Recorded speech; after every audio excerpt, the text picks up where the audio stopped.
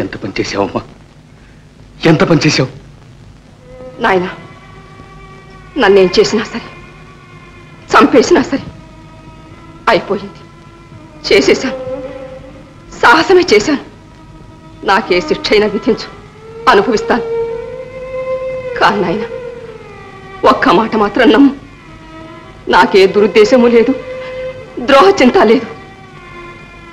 అందరి మేలు కోరి సదుద్దేశంతోనే చేశాను. అది మాత్రం నమ్ము నాయన. ఏమిటమ్మా నీ సదుద్దేశం? ఇదేనా? ముక్కుపచ్చలారని పసిపిల్లని తీసుకొచ్చి దొంగచాటుగా తాళి కడతావా? దానికన్నా తల్లిదండ్రులు మేము చచ్చామనుకున్నావా? మాకు మా బిడ్డ మీద ఎన్నో ఆశలుంటాయని, ఏవో కలలు కంటావని ఏమాత్రమైనా ఆలోచించావా? ఏమిటమ్మా నీ సదుద్దేశం? ఏం చూసుకు చేసావమ్మా ఈ పెళ్లి? చదువా, సంధ్య, ఆస్త్యా, పాస్త్యా ఏమీ లేదే. రేపు దాని బతికి ఏం కావాలి? దరిద్రుడనే కదా నాయన. మనం కలిగిన వాళ్ళమైనప్పుడు వాడు దరిద్రుడు ఎందుకు కావాలి? అయినా చదువులు, సంపదలు ఎంతలో రాకూడదు.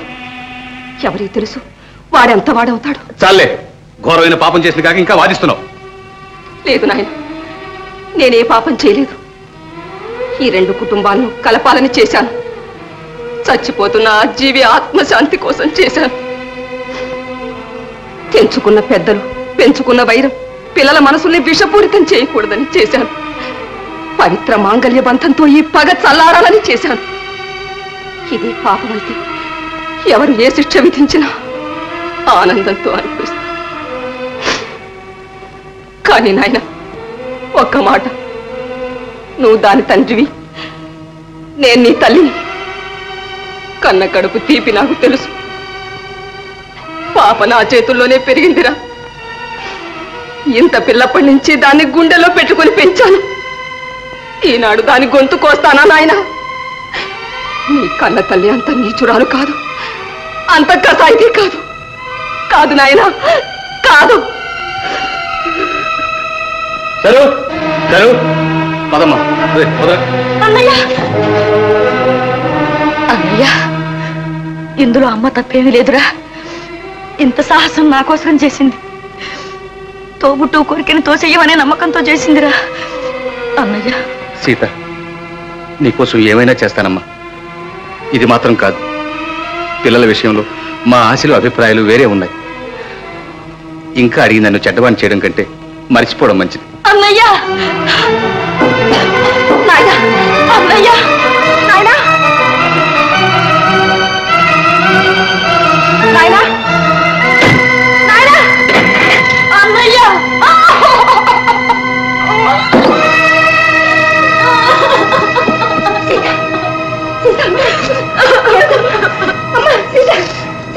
అమ్మా,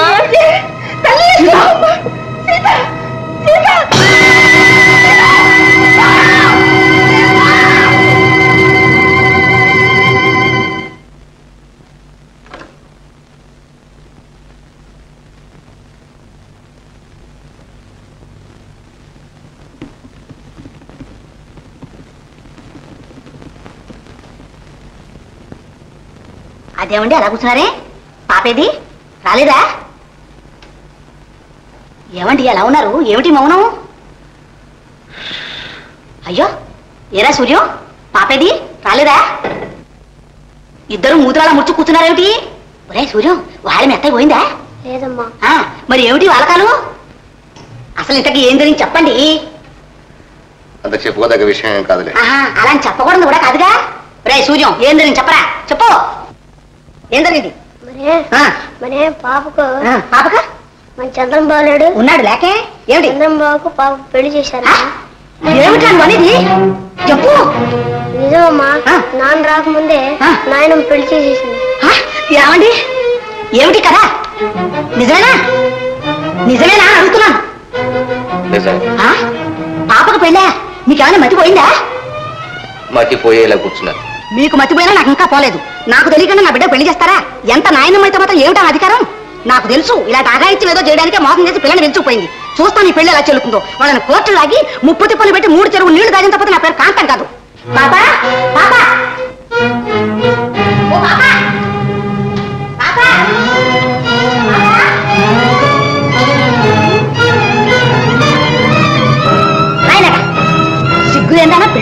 పెట్టి పెద్దమతైన బొట్టు చూడు బొట్టు.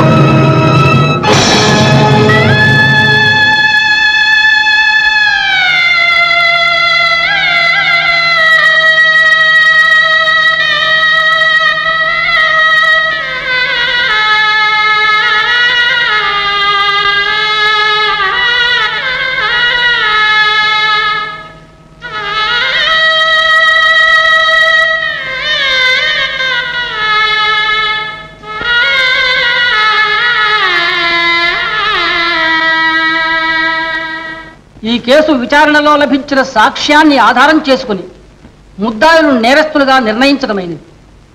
బాల్య వివాహ నిరోధక చట్టం 6వ సెక్షన్ క్రింద మొదటి ముద్దాయి పెళ్లి కుమారుని తండ్రి గరికపాటి రామయ్యకు 2000 రూపాయలు జరిమానా, చెల్లించనితో 1 నెల జైలు శిక్ష. అదే చట్టం 5వ సెక్షన్ క్రింద రెండవ ముద్దాయి వివాహం జరిపించిన పురోహితుడు శిష్లా వెంకట సుబ్రహ్మణ్య శాస్త్రికి 100 రూపాయలు జరిమానా, చెల్లించనితో 1 వారం జైలు శిక్ష విధించడమైనది. అబ్బా అబ్బా రామయ్య 2000 మధ్యలో నాకు వేశారమ్మా 100 రూపాయలు. దర్భపుల్లలు పుచ్చుకుని తమడి బియ్యం తెచ్చుకుని బ్రతికేవాడిని. ఎక్కడి నుంచి తేను? ఎన్ని పెళ్లిళ్ళు చేయిస్తే, ఎన్ని తద్దినాలు పెట్టిస్తే తీరుతుంది రుణం. సరేలేవయ్యా 2000 మహా 100 రూపాయలకు వచ్చింది. ఎలాగో లెక్కతాంపా. ఏమిటి పంతులు సర్దేది? ఉన్న కొంప గోడి కొండా బుచ్చి అమ్ముకుని నెత్తిని గొడ్డేసుకుపోవాలి, లేదా అందరం జైల్లోకి వెళ్ళి కూర్చోవాలి. అబ్బా అబ్బా అంత కర్మే వచ్చింది రామయ్య. ఈ పంతులు బ్రతికుండగా మీకు అంత ఆపద రావడమే అసంభవం. నా మాట వినండి, ఈ 2000కి 10 ఇంతలు వాళ్ళ చేత గక్కించకపోతే నా పేరు సన్యాసి కాదు, అంతే. వాళ్ళని మనం చేసేదేమిటి? చెబుతాగా. పార్వతమ్మ గారు, తమరొక్కసారి పట్నం వెళ్ళి అబ్బాయి గారితో. ఇంకా ఏ మొహం పెట్టుకుని వెళ్ళనయ్యా ఇంటికి? అదేమో ఖాయం కదా. ఇకపోతే మీకు భరణం ఇవ్వవలసిన బాధ్యత వాళ్ళ మీద ఉంది. అడగండి. బతికుందో చచ్చిందో ఇంతవరకు పట్టించుకోలేదు కానీ ఇంకా భరణం ఇస్తారా? ఇవ్వకపోతే కోర్టు ఉండనే ఉంది. ఇదంతా మీకు ఎందుకు? ఒక చిన్న కాగితం ముక్క మీద సంతకం చేసిన ముఖాన్ని మరేంటి, దాని సంగతి ఏమిటో నేను చూసుకుంటాను.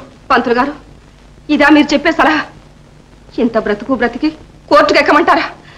కన్న బిడ్డ మీద దావా వేయమంటారా? అబ్బా అబ్బా అంత మాట నేను అంటానమ్మా.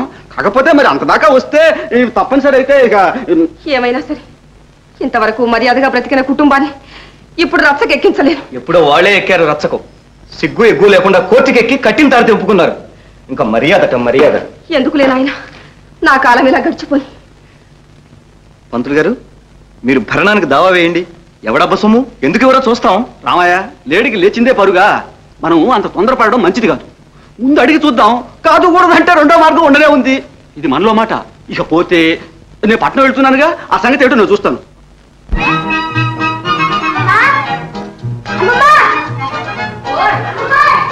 వస్తున్నా నాయన. ఎక్కడున్నావురా చంద్ర? బాబు ఇక్కడున్నావు నాయన. నేను మా నాయనే, మా తండ్రి, మా బంగారు కొండ, నా వరాల మూట. బంగారు కొండ అంటే కాదు. ఇప్పుడు చెప్పు, నేను పట్నం వెళ్ళాలి. పట్నమా? ఎందుకు? ఓ అమ్మమ్మ, నీకేం తెలీదు. మీరు చదువంతా అయిపోయింది. పట్నం వెళ్ళి హై స్కూలు, కాలేజీ అంతా చదవాలి. అలాగే నాన్న, వెళదు గాని. వెళదు గాని. పట్నానికే సేమకే వెళదు గానిలే. ఏమోనయ్యా, సీమకే వెళ్తాడేమో. ఎవరు చూశారు వాడి అదృష్టం. అవునవును, కనబడుతూనే ఉంది వాడి అదృష్టం మన అదృష్టం. ఏం పెట్టి చదివిస్తాం? వాడి తాతగాడి ముళ్ళు ఏముందని. ఉంది రామయ్య, ఉంది. వాడి తాతగారి ముల్లే ఉంది. ఒరే అబ్బాయి, అదృష్టవంతుడు లేపా. పార్వతమ్మ గారు, నా బాధలు ఎన్నైతేనే, ఎవరెంత బాధపడితేనే పని మాత్రం జయప్రదంగా జరిగింది. ఏమిటి పంతులు గారు? 10 ఎకరాలు ఆ కాలువ పక్క భూమి తమని యావజ్జీవం అనుభవించమని అబ్బాయి గారు ఇచ్చేశారు. ఎందుకు ఆ బేవర్స్ భూమి? ఏడాదంతా చాకరీ చేసినా బస్తా కింద రాలదు. అబ్బా అబ్బా రామయ్య, నీదంతా ఏదారంటే గోదారి. ఇచ్చిన దానికి సంతోషించి చదివించవయ్యా పిల్లవాడిని. కక్ష కొద్దీ చదివించు. అసలు చదువు సంధ్య లేనివాడనేగా ఆ పెళ్లి రద్దు చేసుకున్నారు. ఇంగ్లాండ్కు పంపించి ఇక లేదు అనే వరకు చదివించు. ఇది మనలో మాట. ఇక పోతే నేను వస్తా.